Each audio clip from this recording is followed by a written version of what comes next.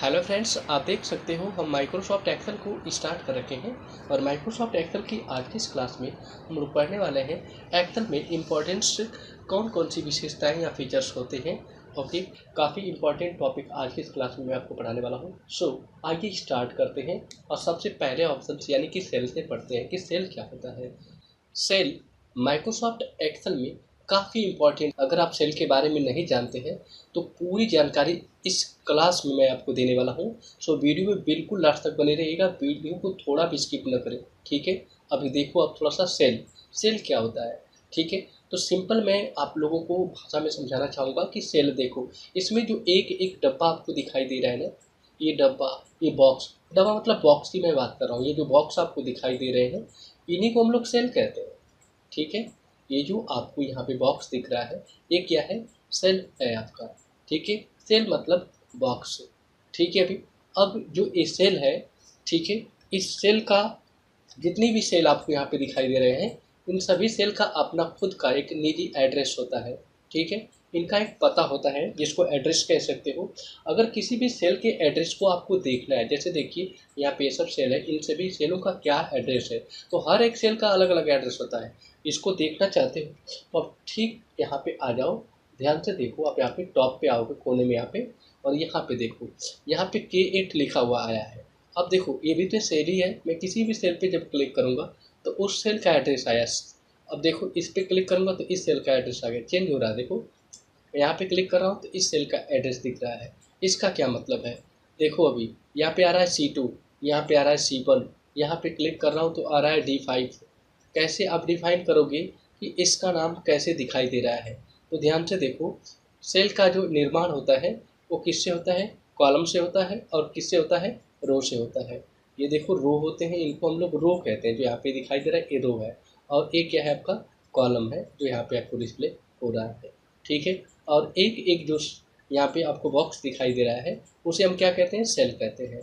ठीक है, अब इस सेल का निर्माण किससे हुआ है, जो कॉलम से, यानी कि जो लाइन आप दिख रहा है वर्टिकल आपको, और हॉरिजॉन्टल लाइन दिख रहा है, इन्हीं से हुआ है।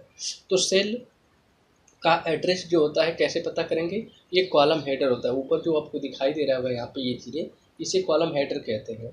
और जो रो हेडर रहता है वो 1 2 3 करके नीचे तक देख सकते हो ये जा रहा है, ऐसे इसे रो हेडर कहते हैं। और इधर तक जो जाएगा ना, इसे आप क्या कहोगे, कॉलम हेडर कहोगे। तो सबसे पहले देखो, इस सेल के इस वाले सेल पे आ जाओ, क्लिक करो और देखो यहाँ पे क्या दिया, B1। अब B1 क्यों बोला इसने, क्योंकि B वाला कॉलम है, देख सकते हो ए वाला कॉलम है। ठीक है, और कौन सी रो में है, 1 में, तो इसीलिए इसका एड्रेस क्या है, B1 है। अगर मैं सेकंड पे क्लिक करूँगा तो इसका एड्रेस क्या बच गया, अभी B2 बन गया कि नहीं, यानी B कॉलम तो है लेकिन रो कौन सा हो गया, 2 हो गया। 3 पे क्लिक करोगे तो इसका एड्रेस क्या हो जा रहा है, B3 हो जा रहा है। अब इसमें क्या मतलब है, B कॉलम तो है लेकिन 3 रो है। ठीक है, अगर मैं इधर क्लिक कर दूंगा तो इस बार क्या कॉलम बदल गया, कौन सा कॉलम आ जाएगा, D आ जाएगा। देखो आ गया, कौन सी रो है, 4, इसलिए इसका एड्रेस क्या हो जाएगा, D4 हो जाएगा। ठीक है, अगर मैं C वाले पे क्लिक करूंगा तो देखो C कॉलम में आ गया, और कौन सी रो है, तीसरी रो है, इसीलिए इसका एड्रेस क्या है, C3 है। ठीक है, तो किसी भी सेल का अगर एड्रेस आपको देखना है तो आपको कौन दिखाई देगा, वो सेल के एड्रेस को हमेशा नेम बॉक्स दिखाता है। इसका नाम नेम बॉक्स है। आप इसके ऊपर जाओगे तो देख सकते हो लिखा है नेम बॉक्स। क्या लिखा था, नेम बॉक्स। नेम बॉक्स का जो काम होता है एक्सेल में, वो क्या काम होता है उसका, सेल के एड्रेसिंग को दिखाना। किसी भी सेल के एड्रेस को क्या करेगा, दिखा देगा। ठीक है, तो ये जो नेम बॉक्स है ये एक एक सेल के एड्रेस को क्या कर रहा है, देख सकते हो इनको डिस्प्ले कर रहा है। आपको यहाँ पे दिखाई दे रहा होगा। ठीक है, तो दोनों चीज़ क्लियर। यहाँ पे सेल भी देख सकते हो कि सेल किसे कहते हैं, जितने सारे बॉक्स होते हैं छोटे छोटे, इन्हीं को हम लोग क्या कहते हैं, सेल कहते हैं। और सेल के एड्रेस को कौन दिखाता है, तो ये नेम बॉक्स है, नेम बॉक्स शो करता है। ठीक है, ओके। तो सेल के एड्रेस को हम लोग क्या करते हैं, यहाँ पे डिनोट करते हैं किससे, यहाँ पे कॉलम हेडर से और रो हेडर से।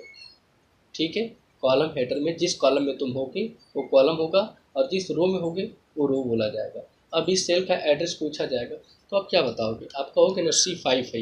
ये क्या है, C5 है, इसलिए क्योंकि कौन से कॉलम में है, C वाले में, कौन सी रो है, 5 है, तो इसका एड्रेस क्या हो जाएगा आपका, C5 हो जाएगा।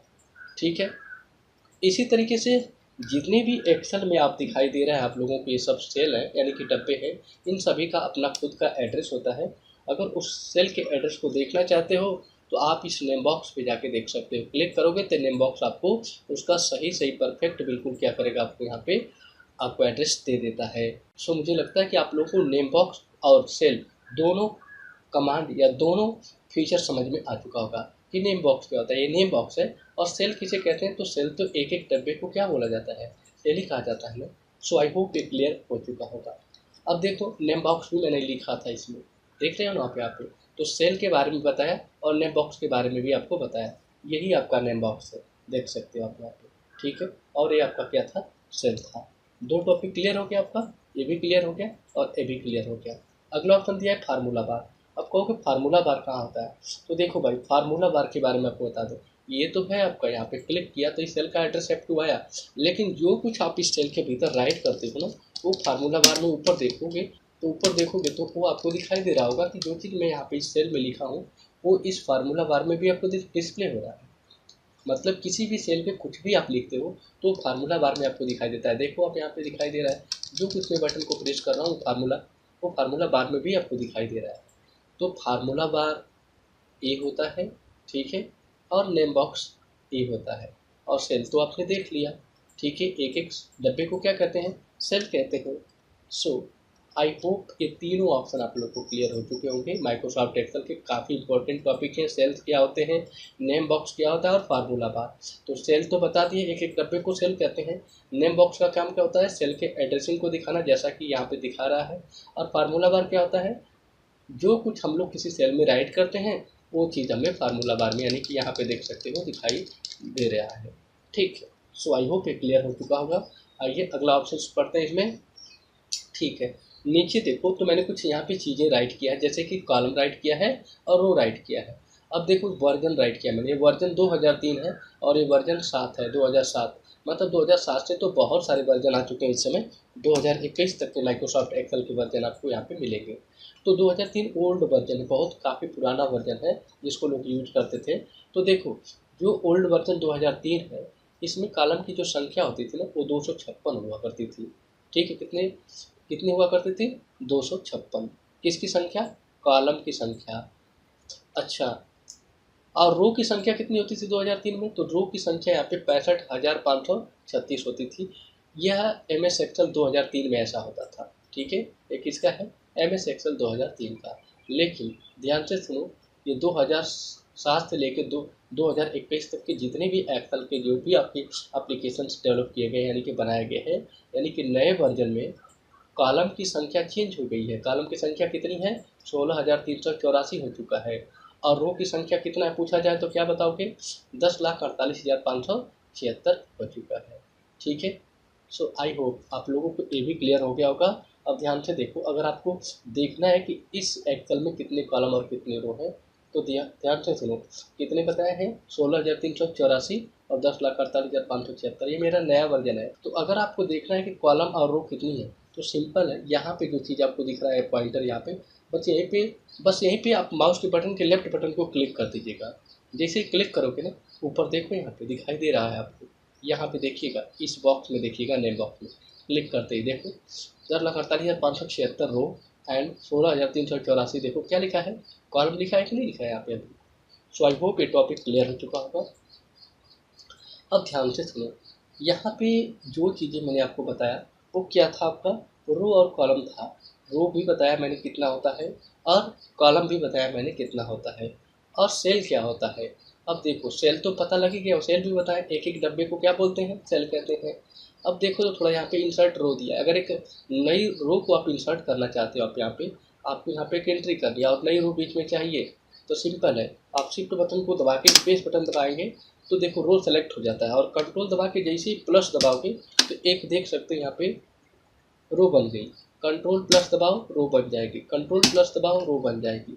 अगर मुझे यहाँ पे एक रो को इंसर्ट करना है इसमें से, तो कैसे रो को इंसर्ट कर सकता हूँ, पहले मुझे इस पूरे रो को सेलेक्ट करना होगा। तो रो को सेलेक्ट करने का क्या तरीका है, शिफ्ट दबा लोगे और केवल आप स्पेस बटन दबा दो, रो सेलेक्ट हो जाएंगे।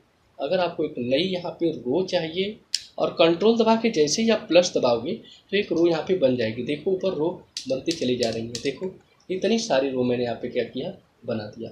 अगर सपोज दैट मुझे रो को डिलीट करना है तो कंट्रोल दबा के माइनस दबा दूंगा तो देखो रो डिलीट हो जाएंगी ऐसे, ठीक है। ओके, इसी तरीके से कॉलम है, देखो कितने कॉलम्स यहाँ पे हैं, 3 कॉलम मैंने बनाया है, मुझे बीच में एक कॉलम यहाँ पे लेना है। तो सिंपल है, अगर आप यहाँ पे कॉलम हेडर पे क्लिक करोगे तभी ये सेलेक्ट हो जाएगा, या फिर कहीं भी क्लिक करके शिफ्ट दबा के आप यहाँ पे कंट्रोल दबा के स्पेस बटन यहाँ पे आप दबा दीजिएगा, या फिर यहाँ पे क्लिक कर दीजिएगा, ऐसे पूरा सेलेक्ट हो जाएगा। और फिर कंट्रोल प्लस दबाते जाइएगा, आप देखो नया कॉलम यहाँ पे क्रिएट होता चला जाएगा। डिलीट करना है कॉलम को, कंट्रोल दबा के माइनस दबाओ, डिलीट हो जाएगा ऐसे, ठीक है। ओके, यहाँ पे देखो सेल को भी आप इंसर्ट कर सकते हो, अगर एक सेल सेलेक्ट किए हो और केवल कंट्रोल प्लस दबाओगे तो आप देखोगे यहाँ पे अभी एक सेल आपको इंसर्ट करने का ऑप्शन आपको मिल जाएगा। ये देखो ऑप्शन यहाँ पे मिल चुका है, और जैसे आप ओके वाली बटन पे क्लिक करोगे तो आपको एक यहाँ पे सेल जो यहाँ पे सेल इंसर्ट होकर मिल जाएगा। ओके, सो आई होप आप लोगों को आज की इस वीडियो में बताई गई सारी चीज़ें अच्छे तरीके से आप लोगों को समझ में आ चुका होगा। वीडियो अच्छी लगे तो प्लीज़ चैनल को सब्सक्राइब कर दीजिए, साथ में बेल आइकन को हिट कर दीजिए। Okay, thanks for watching this video, see in the next video.